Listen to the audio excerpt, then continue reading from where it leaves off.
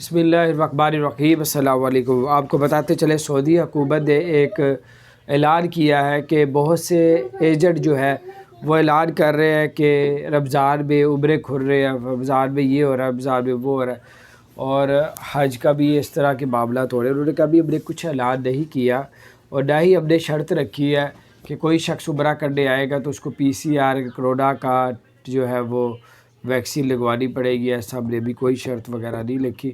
تو نہ ہی ہم نے کوئی عمرے اور حج کا اعلان پراپر کیا ہے۔ ابھی جیسے ہی کوئی باتیں قریب آئے گی تو پھر ہم اعلان کریں گے، تو پھر وہ آفیشیلی کچھ ہم اعلان کریں گے تو وہ مانے۔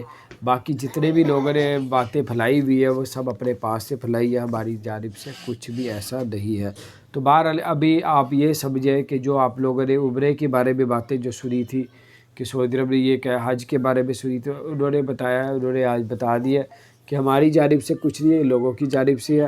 تو ہم جب آفیشیلی اعلان کریں گے تو اس کی اہمیت ہوگی۔ تو بہرحال اپنا خیال رکھیں۔ اگر آپ نے ہمارے چینل کو سبسکرائب نہیں کیا تو سبسکرائب کر دیں، بیل آئیکن پریس کر دیں تاکہ نہیں سے